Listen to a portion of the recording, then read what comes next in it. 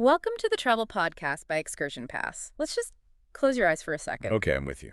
Imagine you're standing right in the heart of Rome.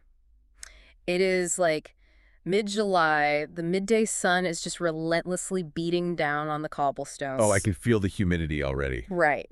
And there's this queue of thousands of sweating, exhausted tourists wrapping endlessly around those massive fortified brick walls of the Vatican.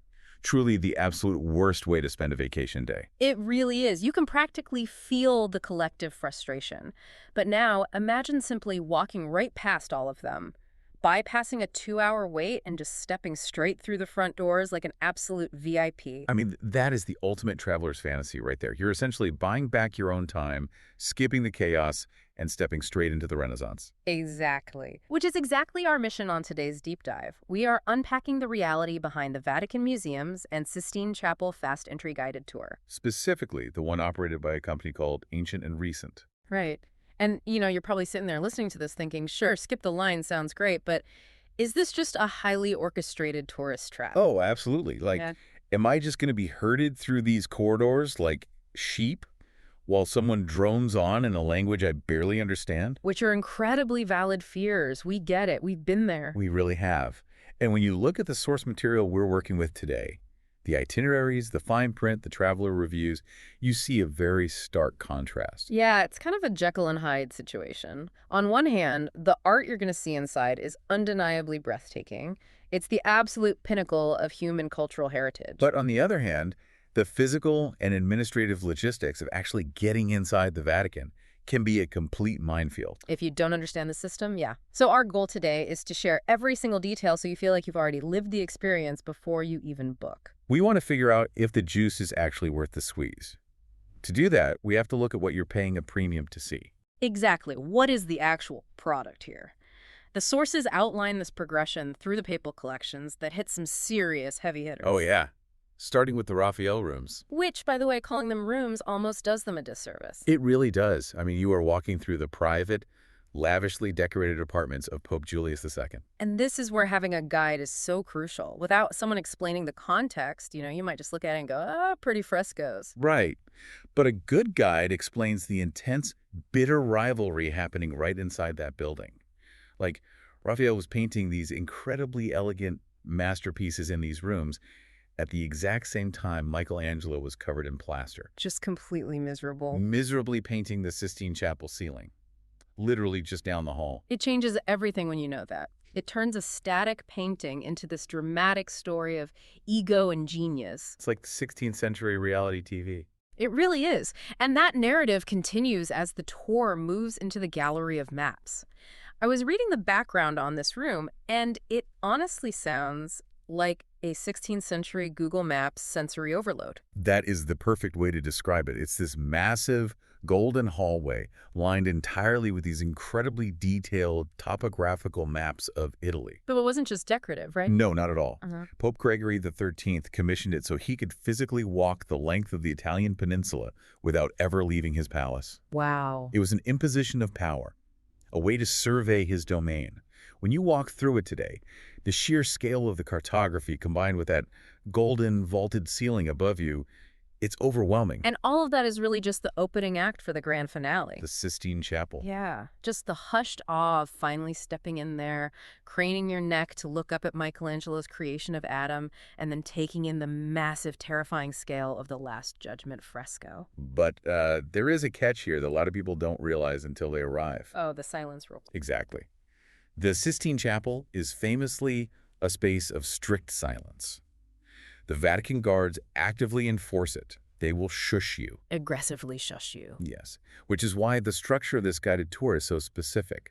The guide has to share all those hidden stories and details about Michelangelo's technique before you cross the threshold. Because once you're inside, you are left entirely to your own thoughts. Which is beautiful, but it brings up a major question about the overall design of this experience. Right, because the sources show a discrepancy. TripAdvisor says this is a 2-hour and 30-minute tour. But ExcursionPass lists it as 3 hours. Either way, whether it's 2.5 or 3, is that maximum of 3 hours really enough time to absorb centuries of papal history? Or is this just like a highlight reel for people with short attention spans? I mean, shouldn't you spend a whole day there? It's the Vatican. That's what I would think. It sounds logical, but it ignores the actual psychology of museum fatigue. Oh, that's a real thing. Very real. The human brain is simply not equipped to process continuous, high-level visual stimuli for 6 straight hours. Yeah, your cognitive load just maxes out. Exactly. Your serotonin levels drop, your feet ache, and after about 2 hours, a priceless Caravaggio just starts looking like wallpaper. You're physically there, but mentally you're just looking for the nearest cafe for an espresso. Precisely. So a curated, roughly 3-hour synthesis by a licensed guide is scientifically and practically the sweet spot. It prevents you from burning out. Right. And we see this validated in the traveler feedback. There's a reviewer named John R. who took this tour, and he highlighted this exact phenomenon. What did he say? He called the pacing perfect from start to finish and noted he was never rushed. He also said the guide's English was excellent, which is a huge factor. So the art and the pacing can be incredible, but this is where we have to pivot. The reality check. The reality check, because getting into the Vatican requires navigating some very confusing fine print. It's not just buying a ticket and walking in. Let's break down the basics. We're looking at 89 euros and 90 cents per adult. And 74.90 for children. Which is a premium price. But you need to arrive 15 minutes early at a very specific address, Viale Vaticano 100. And you have to look for a host holding a little black flag with the company name. A little black flag amidst the sea of thousands of tourists. Sounds like a fun scavenger hunt. Just what you want on a stressful morning. Also, the tour has a max of 25 people, and it is pushchair accessible. And this is a huge, but it is crucially not wheelchair accessible. No. And it's not recommended for people with back or heart problems. You're dealing with 16th century architecture, uneven stairs, and a lot of standing. So you have to know your physical limits. But wait a second, I want to zero in on a massive contradiction in the sources regarding cancellation. This is wild. It really is. If I book this tour on ExcursionPass, it says I get free cancellation up to 1 day before the tour. Which is great. Flexibility is key. Right. But the TripAdvisor listing for the exact same tour operated by Ancient and Recent says all sales are final and incur 100% cancellation penalties. For the exact same tour. What is going on here? How do you protect yourself? Okay, so this is a vital travel lesson. The platform you use dictates your protection. Okay, explain that. The operator, Ancient and Recent, clearly has incredibly strict internal policies. If you cancel 24 hours out, they can't resell that time ticket. So they take zero risk. Exactly. But massive platforms like ExcursionPass negotiate flexible guarantees to entice you to book through them. The platform absorbs that risk. So you have to book through a platform that offers its own flexible guarantee. You absolutely have to, because if things go wrong, you do not want to be fighting a local operator's strict policy. Which leads us perfectly into the dark side of this tour. Yeah, we have to talk about the 3-star rating. Despite the amazing art, this tour has a highly polarizing 3.0 out of 5 bubbles on TripAdvisor. Why? We dove into the negative reviews to prepare you, and there's a very distinct pattern. A pattern I am calling the 9:15 a.m. disaster. Oh, it is a disaster. So imagine this.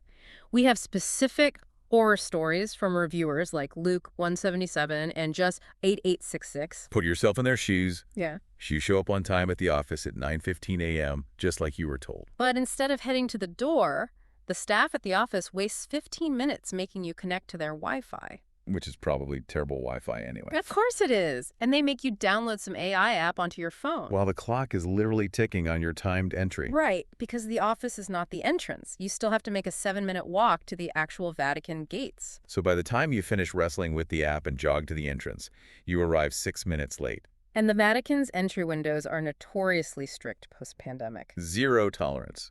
You're completely denied entry. No manager, no refund, just a ruined day.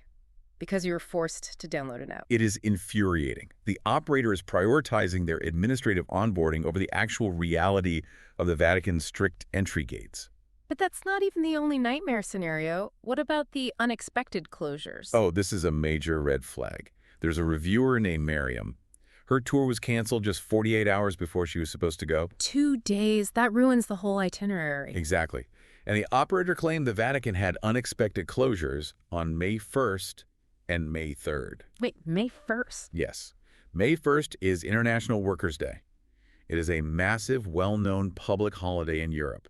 It is on the calendar years in advance. There is nothing unexpected about that. And May 3rd of that year was a Sunday. When the museums are traditionally closed anyway? Exactly. The Vatican Museums are famously closed on Sundays, so this excuse is completely absurd.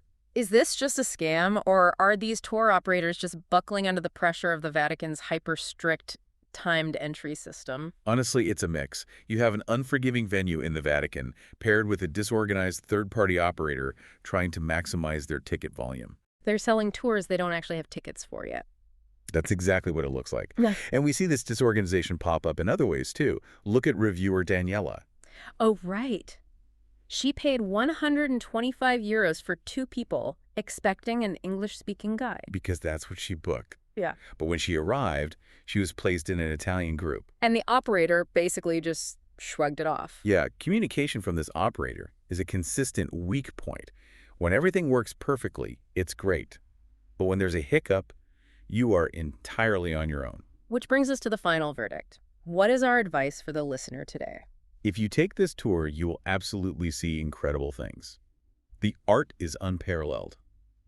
But you must be your own advocate. You cannot just blindly trust the process. No. Arrive extra early.